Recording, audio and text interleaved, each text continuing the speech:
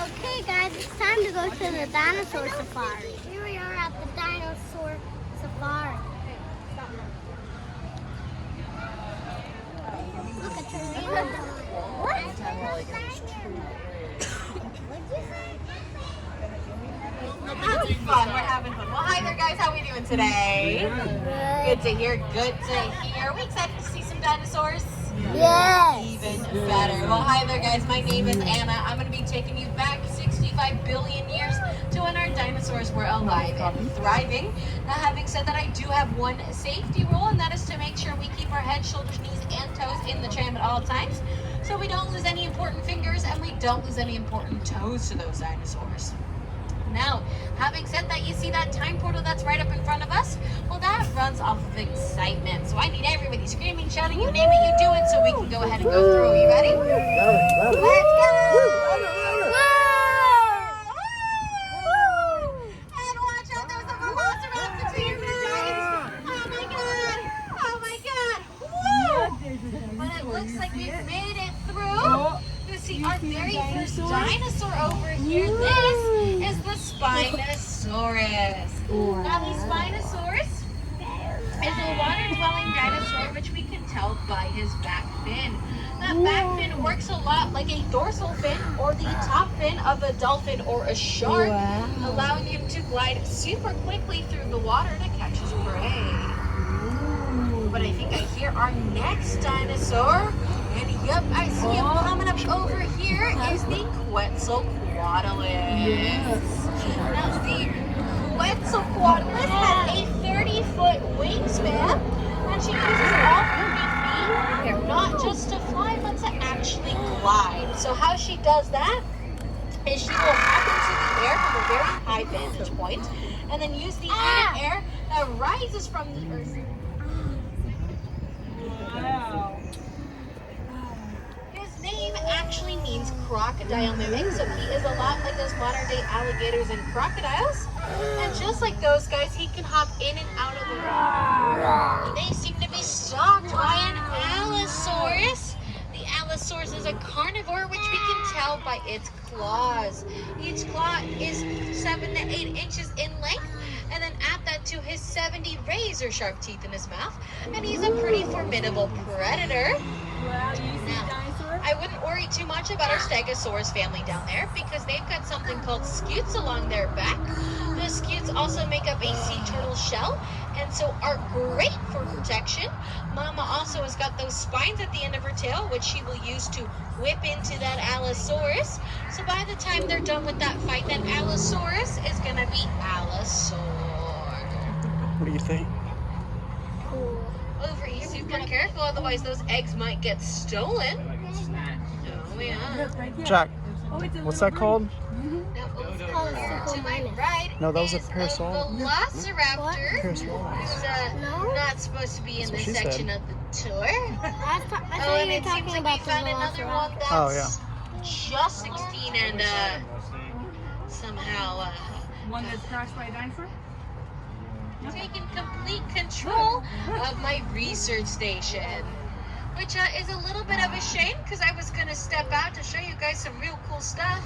But I guess instead I'll tell you about velociraptors. Dinosaur. So velociraptors are actually a Is that lot like eyeball? modern day birds in the fact that they eyeball? hatch from eggs. Dinosaur. Their bones are hollow, and that's actually not hollow like a straw, but they're hollow like a honeycomb, which is what makes them so fast, as they're actually incredibly light. Wow, And look that's at why they're this so one. light. Ooh, look at this For one. long neck of theirs that they use to reach for the top of the trees. Oh, I sleep in there. The Coelophysis is a small predator. He eats things such as small fish and on the occasion even some toes. But his absolute favorite thing to do is to annoy our larger dinosaurs, such as this Plateosaurus to my left. Now the Plateosaurus is an omnivore, meaning she eats both meat and plants, which we can tell by her teeth. Those teeth are serrated and some of them are rounded. Now, these guys also do have a modern day cousin, and it's our Texas state lizard, the Texas horned lizard, which is kind of super cool that we also have those guys here at the zoo. They're the real looking dinosaur. This is the Chitty Patty. like our modern day hornbills. It's the what? The chitty patty. Oh, Yeah, no, that's a C, not an SH. Gotcha. It's a C. I know. Listen, you say that 10 times fast enough and it might turn into Coelophysis, but these guys are actually night hunters, which we can tell by their eyes. Those eyes will allow for more movement. Yep. The little puppies in this nest over here, which is super great. Now, I also like to add another fact about the Quetzalcoatlus, and that is because they experience something called sexual dimorphism, making them have 3 horns. But otherwise, the Diabloceratops and the Triceratops are very similar. They have the same, which is basically just made up of plants. Alrighty, guys, now we have to be super careful as we take this turn over here because we have spotted the T-Rex. The T-Rex, at first being known to be the apex predator of the dinosaur world, and she has become that through her amazing sense of smell. Now, she can smell her prey for up to 5 miles at a time before biting down on them with her 12,000-pound bite force. Wow. Dinosaur. So she's a little bit young still because I think when fully grown she'll be twice as big as this. Yeah.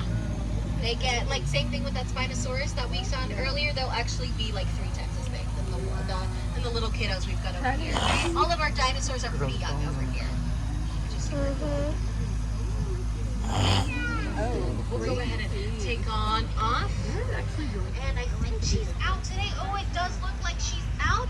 I'm very excited to talk about this dinosaur to my left, the Amargasaurus. And she's actually a very shy dinosaur, but she got her eggs out over here today, which is super cute to see. I can't wait for those guys to completely come out of their shell.